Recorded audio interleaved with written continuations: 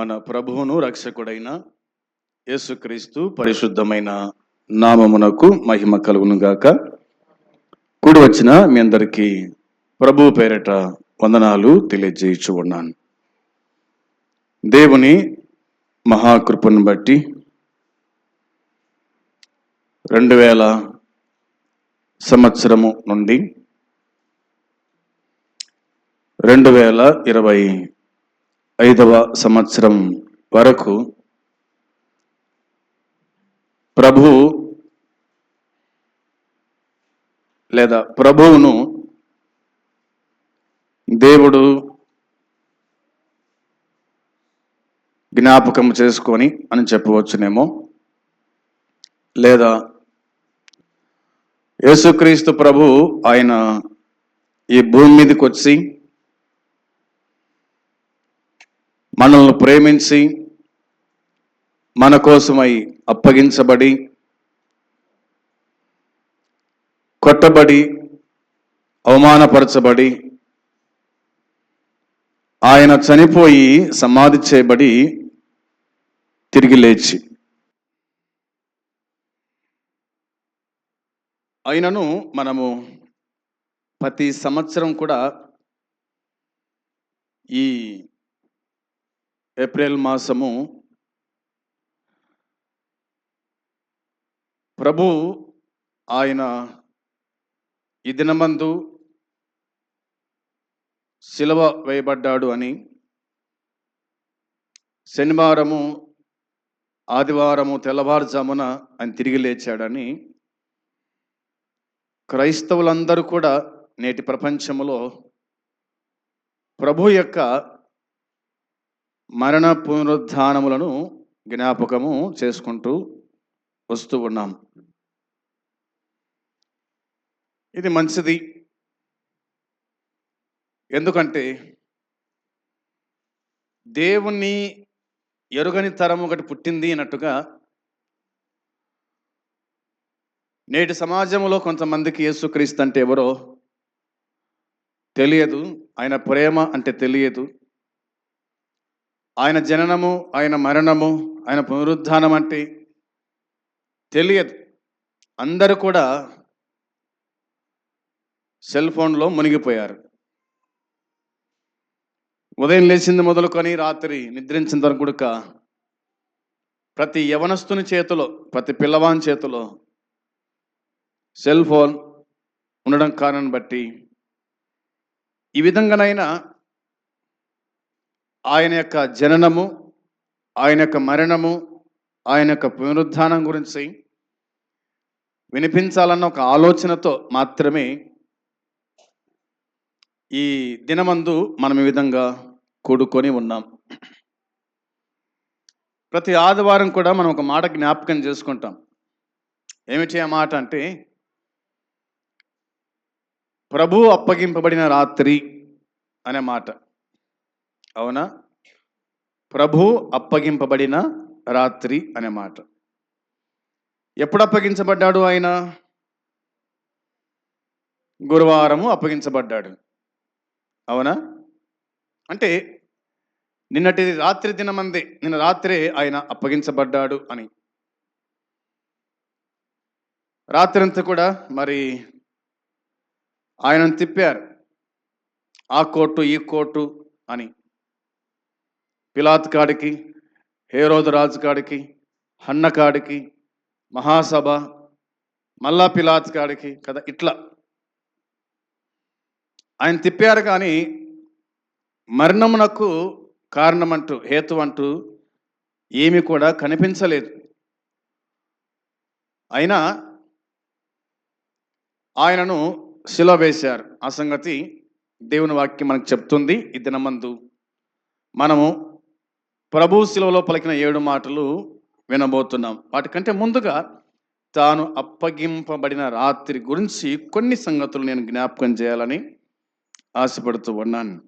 యోహాను సువార్త 18వ అధ్యాయము 1 నుంచి 40 వచనం వరకు మనకు కనిపించేటువంటి మాటలు మనం చూడగలుగుతాం. విశేషించి 1వ వచనం చదువుకుందాం. యేసు ఈ మాటలు చెప్పి తన శిష్యులతో కూడా కెద్రోను వాగు దాటిపోయాను. అక్కడ ఒక తోట ఉండెను. దానిలోనికి ఆయన తన శిష్యులతో కూడా వెళ్ళెను. 40వ వచనం కూడా చూద్దాం, చూడండి. 40వ వచనములో, అయితే వారు వీనిని వద్దు, బరబ్బాను విడుదల చేయమని మరలా కేకలు వేసిరి. ఈ బరబ్బా బందిపోటు దొంగ అనే మాట కనిపిస్తూ ఉంది. మొదటి నుండి 11వ వచనం వరకు, మొదటి నుంచి 11వ వచనం వరకు యేసు అప్పగింత లేదా బంధించబడుట అనేది కనిపిస్తుంది. 12 నుంచి 14 వరకు మనం ఆలోచన చేయగా అన్న ఎదుట యేసు ప్రభు నిలిచినట్టుగా మనం చూస్తాం. అన్న ఎదుట యేసు ప్రభు నిలిచాడు. 15 నుంచి 18 వరకు పేతురు మొదటి నిరాకరణ కనిపిస్తుంది. అంటే పేతురు ప్రభువును ఎరగనని చెప్పుట, నేను ఎరగను అని చెప్పుట. నువ్వు ఆయన శిష్యులు ఒకడవు కాదంటే నేను ఎరగను అని చెప్పుట. ఆ తర్వాత 19 నుంచి 24 వరకు ప్రధాన యాజకుడు యేసును ప్రశ్నించుట కనిపిస్తుంది.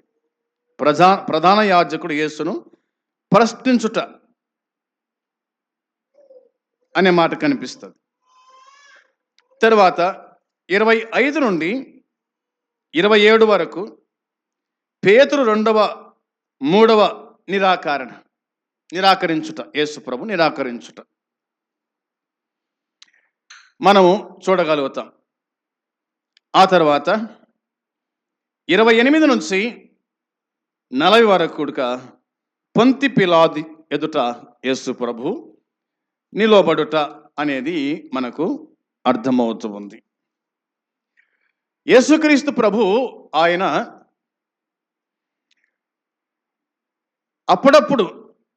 అప్పుడప్పుడు తన శిష్యులతో పాటు కలిసి ఒక తోటలోకి వెళ్ళేవాడు అనే మాట రాయబడింది. అవునా? తన శిష్యులతో కూడా కెద్రోను వాగు దాటిపోయాను. అక్కడ ఒక తోట ఉండెను. ఆయన తన శిష్యులతో కూడా వెళ్ళెను అని వ్రాయబడింది. ఆయన తోటలోకి వెళ్ళేవాడు. విశ్రాంతి కోసమా? దేనికోసం వెళ్ళేవాడు తోటలోకి? ఒకవేళ ప్రార్థన చేసుకోవడానికి అని చెప్పుకోవచ్చు. అవునా? ప్రార్థన చేసుకోవడానికి, ఏకాంతంగా ప్రార్థన చేసుకోవడానికి, లేదా తన శిష్యులతో కలిసి ప్రార్థన చేసుకోవడానికి ఆయన తోటలోకి వెళ్ళేవాడు అని ఉంది. అది ఏ తోటనో తెలియదు. మాడి తోటన, అరటి తోటన, ద్రాక్ష తోటన, అంజురపు తోటన, అది ఏ తోటనో తెలియదు. ఏదేమైనా అది ఒక వాడుకగా ఆయన తన శిష్యులతో కలిసి తోటలోకి వెళ్ళేవాడు అనే మాట కనిపిస్తూ ఉంది. ఇంకేముందంటే దాన్ని ఇట్లా అన్నాడు మత్తయి సువార్తలో. మత్తయి ఏమన్నాడు? 26వ అధ్యాయము 36వ వచనంలో, మత్తయి సువార్త 26వ అధ్యాయము 36వ వచనంలో, వారితో కూడా గెత్సెమనే అనబడిన చోటికి వచ్చి, నేను అక్కడికి వెళ్ళి ప్రార్థన చేసి వచ్చు వరకు మీరిక్కడ కూర్చుండుడని తన శిష్యులతో చెప్పి అన్న మాట ఉంది. గెత్సెమనేలో యేసు ప్రవేశించుట, లేదా గెత్సెమనే తోటలో యేసు వేదన. గెత్సెమనే తోటలో యేసు ప్రభు వేదన పడ్డాడు. అది చివరి రాత్రి. ఆ చివరి రాత్రి దేవునితో సంభాషిస్తూ ఉన్నాడు. తండ్రి, సాధ్యమైతే గిన్నె నా యొద్ద నుండి తొలగించుము, అయినను నా ఇష్టం కాదు నీ చిత్తమే సిద్ధించునుగాక అని ప్రార్థించాడు. తర్వాత వారికి చెప్పినాడు, శిష్యులకు చెప్పాడు, మీరు కూడా ప్రార్థన చేయండి, మీరు శోధనలో ప్రవేశింపకున్నట్లు మెలకువగా ఉండి ప్రార్థన చేయండి అని వారికి చెప్పినాడు. ఆయన కూడా వెళ్ళి ప్రార్థన చేశాడు. అదేమిటంటే గెత్సమనే తోట అనే మాట కనబడుతుంది. గెత్సమనే తోట అనే మాట కనిపిస్తూ ఉంది. ఆయన దుఃఖపడుటకును వేదన పడుటకును ఆయన చింతాక్రాంతుడవుటకును మొదలు పెట్టాను అని 37వ వచనము మనకు జ్ఞాపకము చేస్తూ ఉంది. ఇవి ఇందులో ఇట్లా మనము చూస్తాం. ఆ తర్వాత మనము చూడగా ఆలోచన చేయగా ఈ విధంగా వాక్యం చెబుతూ ఉంది. ఏమిటంటే ఇక తాను వెళ్ళవలసిన గడియ ఆసన్నమైంది కాబట్టి ఆయన ఇట చెప్పాడు. యోహాను సువార్త 13:1లో యోహాను సువార్త 13వ అధ్యాయము మొదటి వచనం మనం చూడగా, తాను ఈ లోకములో నుండి తండ్రి యొద్దకు వెళ్ళవలసిన గడియ వచ్చనని యేసు పస్కా పండుగకు ముందే ఎరిగిన వాడై లోకములో ఉన్న తన వారిని ప్రేమించి వారిని అంతం వరకు ప్రేమించను అన్నమాట ఉంది. సరే, మేడగదిలో యేసు పస్కాను భుజించుట, అవునా? తాను ఈ లోకం నుండి తండ్రి వద్దకు వెళ్ళవలసిన గడియ వచ్చనని యేసు పస్కా పండుగకు ముందే ఎరిగిన వాడై తాను ఎరిగే ఈ లోకానికి వచ్చినాడు. తన యొక్క జననము, తన యొక్క మరణము, తన యొక్క పునరుద్ధానం గురించి ఎరిగిన వాడై ఈ లోకానికి వచ్చాడు అనే మాట కనిపిస్తుంది. పస్కా పండగకు ముందే తనకు తెలుసు తాను ఎన్నాళ్ళు ఈ భూమి మీద ఉండాలనో, లేదా ఎన్ని ఏళ్ళు ఈ భూమి మీద ఉండాలనో, తన సేవా పరిచర్య ఎన్ని ఏళ్ళలో, ఏ దినం తను ముగించబోతున్నాడో అన్నీ ఎరిగిన వాడై అన్న సంగతి మనం గుర్తుంచుకోవాలి. ఈ పస్కా గురించి మనం ఎరుగుదాం కదా. ఇశ్రాయేలీలు ఐగుప్తు నుంచి వాళ్ళు విడుదల కాబోయే దినమున వారు చెప్పాడు. నిర్గమాకాండం 12వ అధ్యాయము 13వ వచనంలో వారు విడుదల కావడానికి వాళ్ళు పస్కాను వాళ్ళు భుజించారు. అదేవిధంగా యేసుప్రభు గుడక తాను అప్పగింపబోయే రాత్రి లేదా పస్కా పండుగ ముందెరిగిన వాడై ఉండి అన్న సంగతి మనకు అర్థమవుతూ ఉంది. అందుకోసమే ఈ మాట తాను చెప్పాడు. తండ్రి యొద్దకు వెళ్ళవలసిన గడియ వచ్చింది కాబట్టి అన్నాడు. తాను అప్పగించబడాలి. ఎలా అప్పగించబడాలి, ఎక్కడ అప్పగించబడాలి అనేది కూడా అన్ని ఎరిగిన వాడై అన్న సంగతి దేవుని వాక్యం మనకు గుర్తు చేస్తూ ఉంది. ఇంకా మనం ఆలోచన చేస్తే బైబిల్లో ఈ విధంగా రాయబడింది. మత్తయి సువార్త 26:53లో, మత్తయి సువార్త 26వ అధ్యాయము 53వ వచనాన్ని మనం చూడగా, ఈ సమయమున వేడుకొనలేననియు వేడుకొన్న ఎడల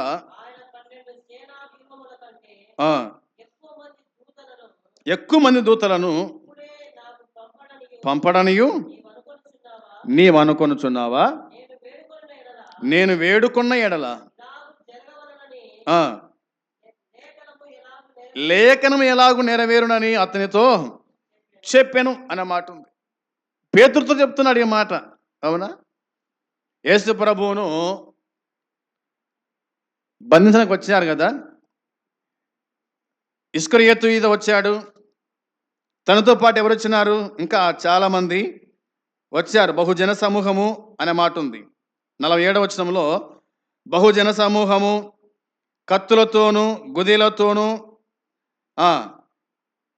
పట్టుకొని ప్రధాన యాజకుల యొద్దకు పెద్దల యొద్దకు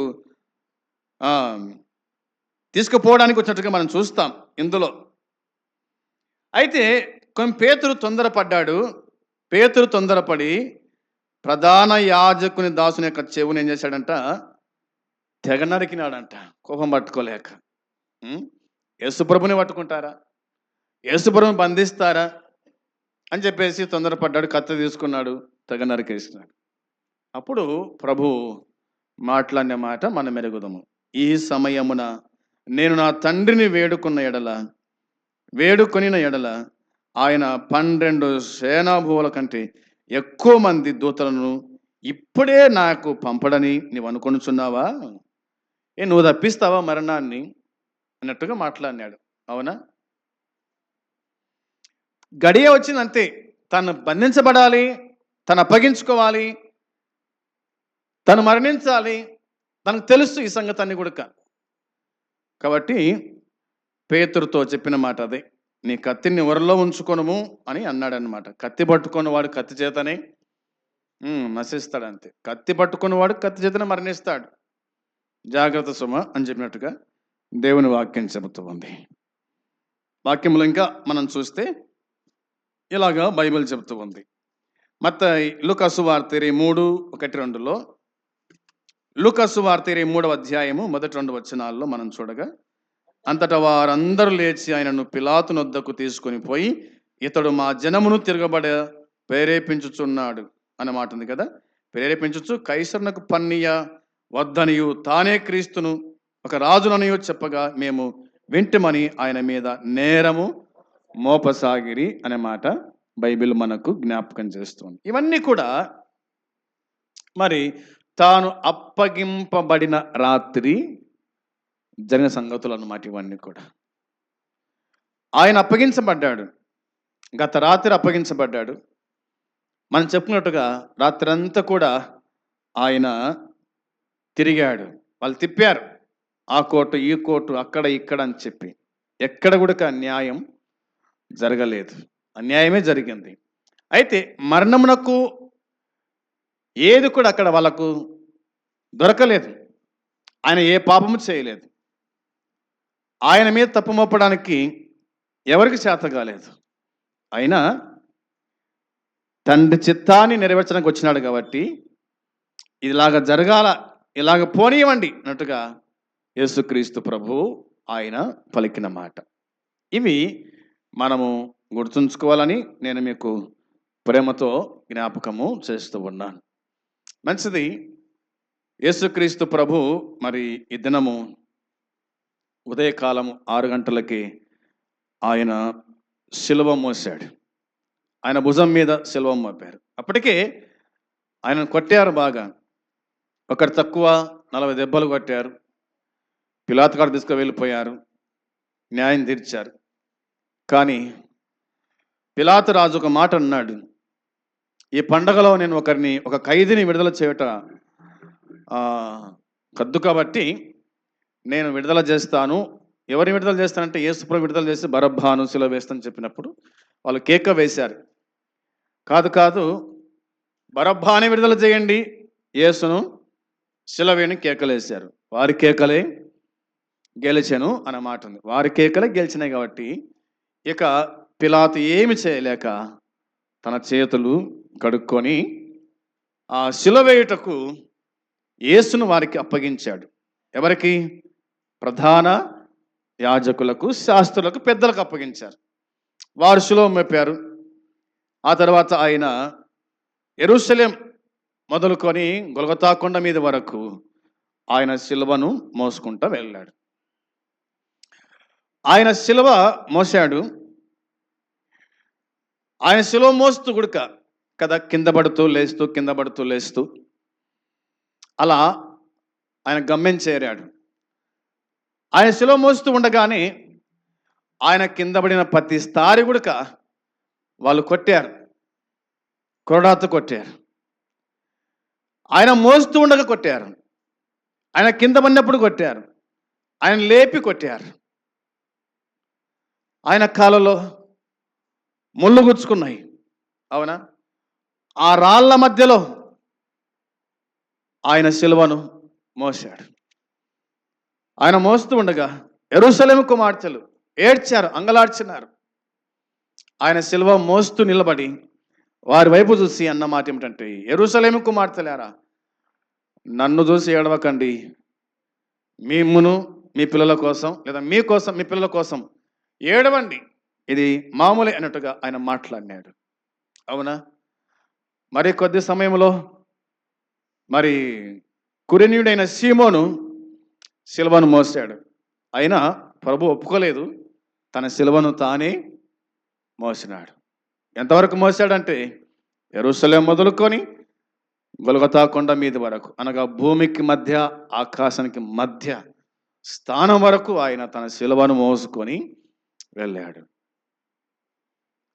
అక్కడ వెళ్ళి ఆ శిలువను పారేశాడు. వారు అప్పటికే ఆయన పై మీద బట్టలు లేవు, తీసేశారు. మరి ఆ శిలువ మీద ఆయనను వాళ్ళు పారేసి చెయ్యి తీసుకొని, అవునా, ఒకడు లాగి గుంజగా మరొకడు మేకును దిగగొట్టాడు. యేసయ్య ఒకడు లాగి గుంజగా ఆ చేతిలో ఒక మేకును దిగగొట్టారు.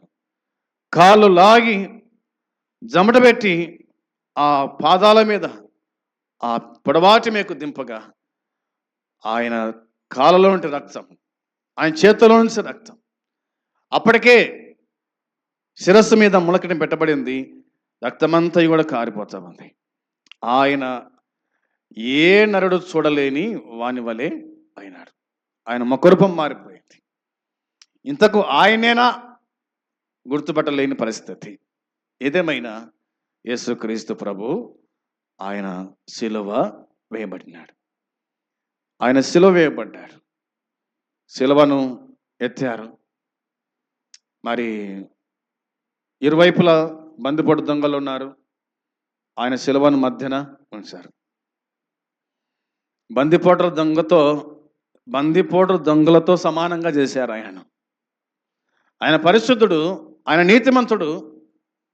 అందరి కోసమై పరామెట్టడానికి వచ్చినటువంటి ఆ దేవుణ్ణి దొంగల మధ్యలో శిలవేసినట్టుగా మనము చూడగలుగుతున్నాం. ప్రియమైన సోదరులారా, ఆయన శిలువ వేసిన తర్వాత ఆయన చివరి మాటలు, అనగా శిలువలో పలికిన 7 మాటలు, ఆయన 9 నుంచి దాదాపుగా 3 గంటల వరకు ఆయన పలికినటువంటి 7 మాటల ధ్యానము మనము ఈ దినమందు చేయబోతున్నాం. సంగతి గ్రహించి మరి మొదటి మాట, రెండో మాట, మూడో మాట, నాలుగో మాట, ఇట్లా వరుసగా మనం వినబోతాం. సంగతి గ్రహించవలసిందిగా ప్రభు పేరట మీకు మనవి చేస్తూ ఉన్నాను. మంచిది.